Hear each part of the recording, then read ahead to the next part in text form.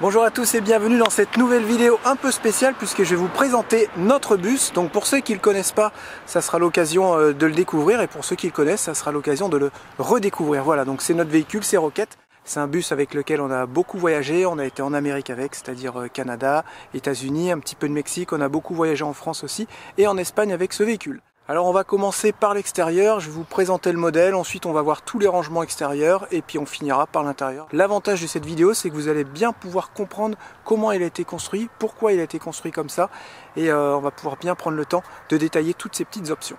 Alors pour le véhicule, c'est un Vanol T915 SC avec un moteur MAN de 320 chevaux, 12 litres de cylindrée, 517 000 km, autant vous dire qu'il est tout juste rodé.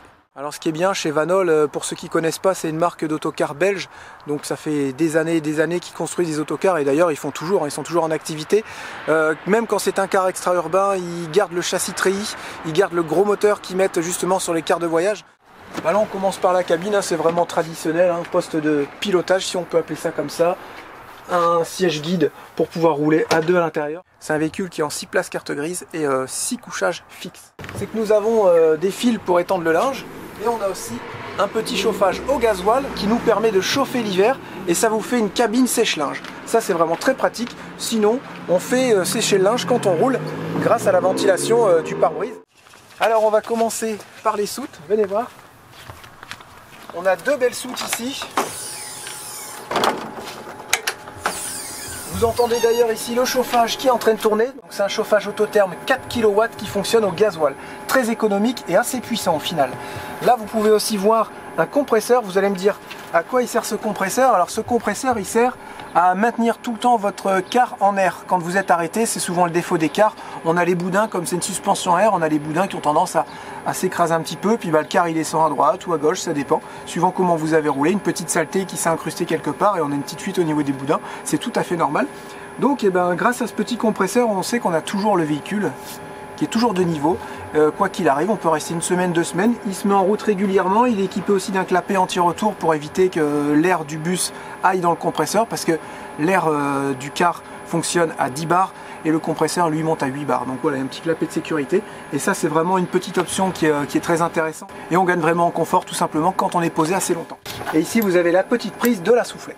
Alors on va passer de ce côté-là, ici c'est la partie solaire, on a fait quelque chose d'assez simple, mais avec pas mal d'options quand même. Je vais vous expliquer pourquoi, par rapport à ce petit appareil.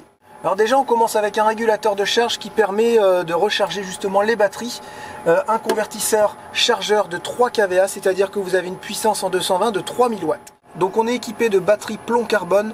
Il y en a 6 au total, on est en 24 volts et on a une capacité de 660 ampères. Donc ça nous laisse vraiment une belle marge d'autonomie quand on est posé longtemps et même en hiver, parce qu'on a 2350 watts de panneaux solaires. C'est une installation qui est un petit peu surdimensionnée mais assez cohérente au final.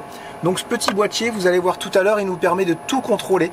Régulateur de charge, convertisseur, tous les éléments électriques qui servent à la charge solaire. Et on retrouve toutes ces informations sur un petit écran tactile qui est vraiment très pratique. Combien on consomme, combien on charge en solaire, est-ce que la prise est branchée à l'extérieur en 220 pour recharger. Voilà, on a vraiment toutes les informations, tout ça regroupé dans un seul écran. Et ça c'est vraiment bien. Et bien entendu, c'est tout monté en Victron, du matériel de qualité. Là, vous pouvez apercevoir les soutes qui sont quand même d'un bon volume grâce justement au châssis treillis. Ça vous permet d'avoir vraiment des grosses soutes traversantes. Et on arrivait à ranger 4 vélos pliants de l'autre côté. Ici, c'était une petite partie atelier avec les parties des enfants, les jouets. Et là-bas, j'avais vraiment la grosse partie atelier avec tout le nécessaire pour bricoler si jamais on tombe en panne sur la route. Ici, on est sur la deuxième soute. Vous pouvez apercevoir les 6 batteries plomb carbone. Bien entendu, tout ça, c'est branché avec des fusibles. Comme ça, l'installation est entièrement protégée. Alors ici on a quelque chose qui est assez important, surtout en hiver, c'est qu'on a la gaine de chauffage qui va traverser dans les soutes, qui va ensuite distribuer l'air chaud dans la partie de vie qui est là-haut, mais qui va aussi vous réchauffer cette soute qui est très importante. Pourquoi? Parce que vous avez toutes vos descentes, entre guillemets, d'eau usée, qui vont venir se vider dans la cuve d'eau usée qui est ici. Vous avez justement la vanne qui est tout le temps hors gel en hiver. Et pourquoi j'ai fait ça? Parce que on a fait l'hiver justement au Canada, on est descendu à des températures réelles d'environ moins 30 degrés. Donc l'avantage c'est que vous pouvez vidanger même en hiver, et ça c'est vraiment très confortable parce que votre robinet est tout le temps chauffé en permanence, à condition de laisser votre chauffage allumé bien entendu. On continue parce qu'il y a encore des soutes de ce côté là. Alors on passe à la dernière soute côté conducteur. Je m'en sers un petit peu comme une soute de stockage. Là en ce moment je stocke coussin d'air avant et coussin d'air arrière, il faut toujours en avoir un de rechange, on ne sait jamais. On a aussi un robinet qui nous permet de couper le chauffage dans la cabine. Voilà. Parce qu'en fait, vous avez des tuyaux d'eau chaude qui partent du moteur, du liquide de refroidissement du moteur, jusqu'au bout comme ça dans la cabine. Et on a la possibilité de couper pour l'hiver ou pour l'été. C'est fini pour cette partie-là, mais il y a encore des soutes de l'autre côté. On va voir la bête, le moteur. Alors là, on va accéder au moteur. Voilà. Bon, c'est vrai que le montrer en vidéo, ça parle pas forcément, mais c'est un moteur à plat, MAN 6 cylindres en ligne, 320 chevaux, 12 litres de cylindrée comme je vous disais tout à l'heure. Donc ce moteur n'a plus à faire ses preuves, c'est un moteur qui est extrêmement costaud. Et on est dans les débuts de l'électronique, donc ce qui est bien, c'est qu'il n'y a pas trop d'électronique sur ce moteur, juste ce qu'il faut pour faire moins consommer, pour moins polluer. Et le reste, il n'y a pas. Pas de fab, pas d'AdBlue, donc c'est vrai que c'est des soucis en moins, ça fait plaisir. Sans oublier la petite caméra de recul, et là vous ne l'avez pas sur la vidéo, mais on a un porte-mobilette ou un porte-vélo, ça dépend, qui vient se fixer sur ces crochets ici, et on peut y mettre, je pense, environ 100 kg, donc deux gros vélos électriques, voire une petite mobilette, il n'y a pas de problème, même un scooter. Alors ici on a encore une petite soute à bordel où on range les cales et des fois quelques stocks, les huiles, liquide de refroidissement, voilà. Venez, il y a encore des soutes par ici. Là, ce petit local très important, le local à gaz, bien entendu ventilé aux normes. Vous avez la possibilité de mettre 2 bouteilles de gaz de 13 kg. Là, vous avez la possibilité de vous brancher en 220 pour recharger les batteries ou alors de brancher un groupe électrogène. Mais honnêtement, avec l'installation solaire qu'on a, on s'en sert vraiment très peu. Voilà, ici on retrouve la dernière soute, c'est là où on avait nos vélos pliants qui étaient rangés.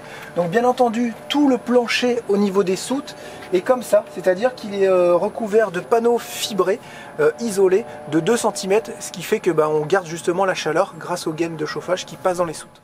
Donc dans les soutes de chaque côté, on retrouve aussi des prises 220. Si on a envie de brancher du matériel, il y en a 3 ici, 3 de l'autre côté pour recharger les trottinettes électriques des enfants, les vélos, tout ça. Ça nous permet d'avoir du 220 sans avoir besoin de passer par l'intérieur. Alors sous ce capot, vous avez le petit chauffage qui sert à réchauffer justement la cabine avec un petit réservoir. Et lui, il fait 2000 watts. Allez-y, entrez, je vais vous faire voir l'intérieur.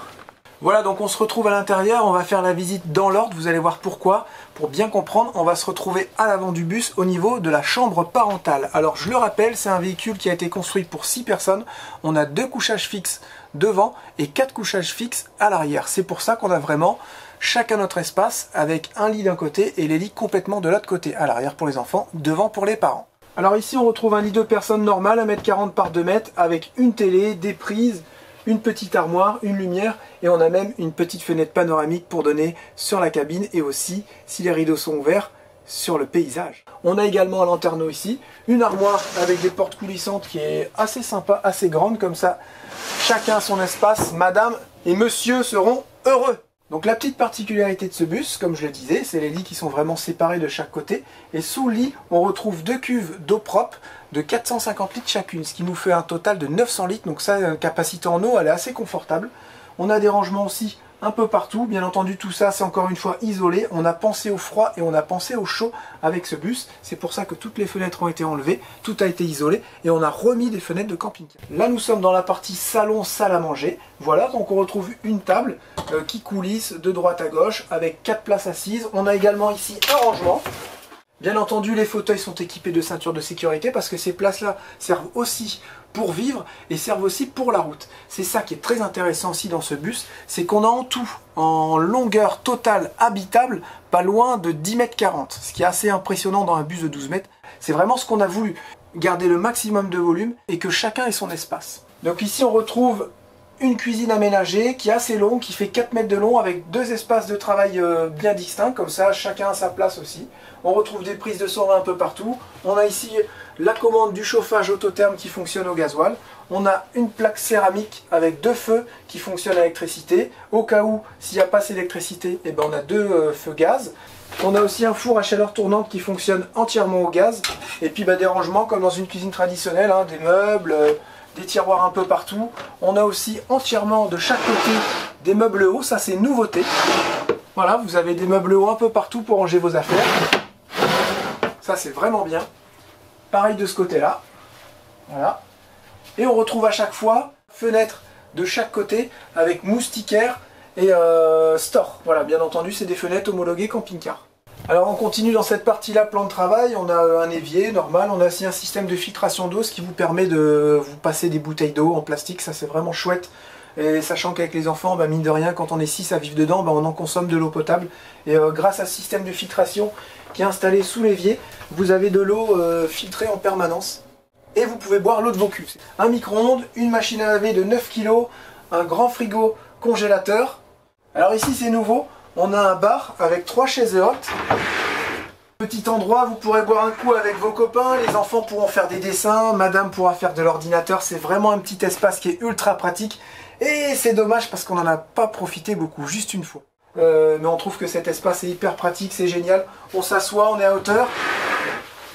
Vous pouvez même voir le paysage, voir un petit chocolat chaud le matin. Donc ici, traditionnel, c'est un car, on peut rentrer par cette porte-là ou alors par la porte de devant, côté conducteur, et vous avez un petit couloir qui vous permet de communiquer entre les deux. On a voulu justement aussi garder l'espace conduite fermé. Avec l'expérience, que ce soit l'été comme l'hiver, on préfère maintenant fermer notre espace de conduite justement pour tout ce qui est condensation, l'été pour ce qui est chaleur, parce que le pare-brise, ça va vous avaler du froid en hiver et ça va vous avaler de la chaleur en été et ça va tout vous redonner dans votre partie de vie et au final c'est pas terrible. Donc là c'est quelque chose nous qu'on fait maintenant à chaque fois, on ferme les parties conduite de la partie de vie pour le bus. Mais on a quand même un passage cabine. Ici on retrouve un petit boîtier disjoncteur traditionnel avec le 220. Voilà, pour l'installation 220. Et c'est ça que je vous parlais tout à l'heure. Vous avez toutes vos informations ici pour le solaire. Voilà, vous avez ce que les panneaux ils sont en train de donner, vous avez ce que vous dépensez, vous avez ce qui vous reste dans votre batterie, les volts, toutes les informations utiles pour gérer votre autonomie. Alors ici vous avez le toilette. Alors ici nous sommes équipés en toilette sèche avec des copeaux, nous avons un petit réservoir sur la droite, on a aussi un seau de bonne capacité, ce qui nous permet de tenir environ une semaine avec les enfants. Vous avez aussi une ventilation qui se commande avec un interrupteur. En face du toilette on retrouve la douche, donc une douche de 80 sur 80 avec un mitigeur thermostatique et une douchette économique. Ça c'est très important d'avoir une douchette économique, ça vous permet de tenir beaucoup plus longtemps avec vos réserves d'eau. On a aussi sur le système d'eau un limiteur de pression, ce qui vous évite, et surtout aux enfants, de consommer trop d'eau. On arrive dans une petite partie avec le meuble de salle de bain. Voilà, c'est comme ça qu'on l'appelle. On a derrière une grosse penderie qui est entièrement chauffée parce qu'on a le chauffe-eau qui est en dessous. C'est un chauffe-eau électrique d'une totalité de 40 litres. Voilà, ça c'est la petite partie technique. Toute la plomberie est entièrement montée comme une maison, c'est-à-dire en multicouche avec des raccords sertis, justement pour la longévité et pour éviter d'avoir des soucis plus tard. Voilà, il y a quasiment peu de choses en rapport avec le camping-car, on a mis que du solide. Alors là on se retrouve dans la chambre des enfants, c'est vraiment leur espace. Chaque enfant a bien entendu un lit avec une lumière et une prise. Ils ont entièrement des rangements partout. Sous les lits il y a des rangements. On a ici des rangements aussi. Voilà, on a vraiment utilisé tout l'espace pour ranger au maximum. Voilà, donc la pièce est équipée d'une bibliothèque. Ils ont aussi des prises en bas, des prises en haut. Il y a vraiment des prises partout. Je ne sais plus combien j'en ai mis, des prises en 220, mais il y en a beaucoup. 30. Environ 30. Donc là, ici, ils ont une télé connectée pour faire de bonnes petites soirées popcorn entre frangins et frangines. Alors, fini les soirées cinéma. De temps en temps, il faut bosser un peu et on leur a fait un petit bureau. Donc même les parents, des fois, on s'y met pour faire du travail avec les enfants. Et c'est vraiment aussi un petit espace que les enfants aiment beaucoup pour faire du coloriage. Et aussi quand ils veulent être au calme. Voilà, donc c'est bien entendu rétractable pour la route. On range les petits canapés. Voilà, là on est en position route. Donc ici, cette grande pièce est équipée d'un lanterneau et aussi d'une fenêtre. Pareil, un store moustiquaire pour le lanterneau et pareil pour la fenêtre sur le côté. On se retrouve avec Charlotte, donc elle a été de l'autre côté de la caméra parce qu'en ce moment elle est un petit peu malade. Pour une fois. Donc c'est moi qui ai tout fait tout seul. T'as pas fait tout seul, je t'ai accompagné. Voilà. Est-ce que tu as des choses à rajouter sur ce véhicule? Je pense que c'est déjà pas mal, on a bien fait le tour. Déjà avant de filmer, on a essayé de faire les gros points pour ne rien oublier. De toute façon, vous pouvez toujours laisser un commentaire pour avoir plus de renseignements sur le véhicule. Pourquoi ce véhicule a été construit comme ça? Avant tout pour la famille et pour respecter les espaces de chacun. On a appris avec le temps, depuis 6 ans qu'on vit dans des véhicules aménagés, que les enfants à un moment donné ont besoin de leur espace et grâce à ce véhicule, on a réussi à retrouver chacun de nos espaces.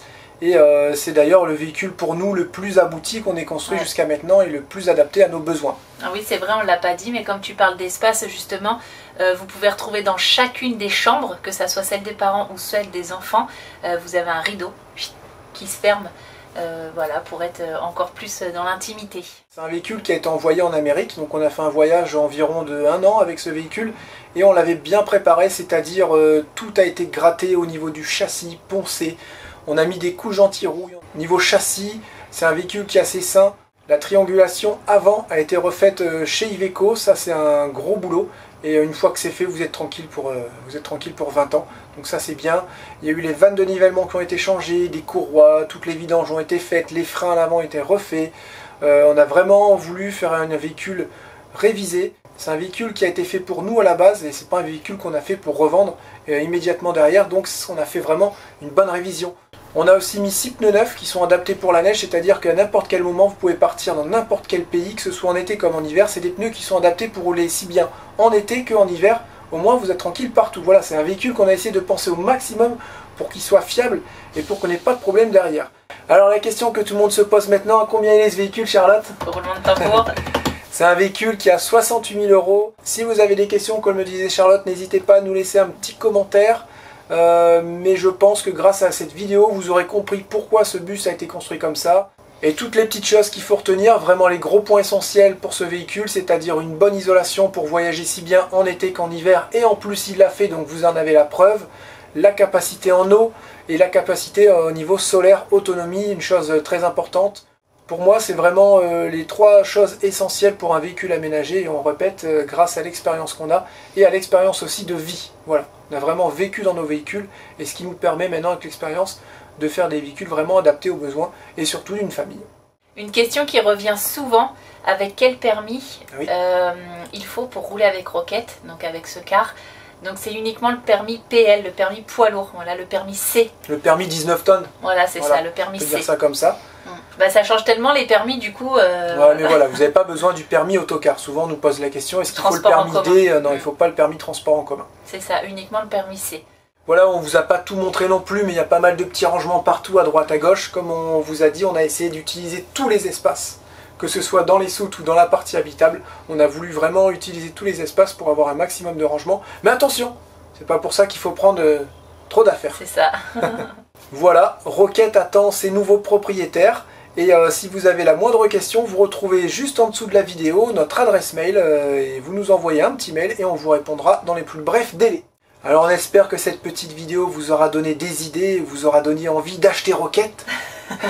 Et nous on se retrouve demain pour une nouvelle vidéo avec plein de surprises. Et c'est parti pour 60 jours de vidéos les bandits. C'est ça. On n'en dit pas plus. À demain. Gros bisous, ciao, bye bye.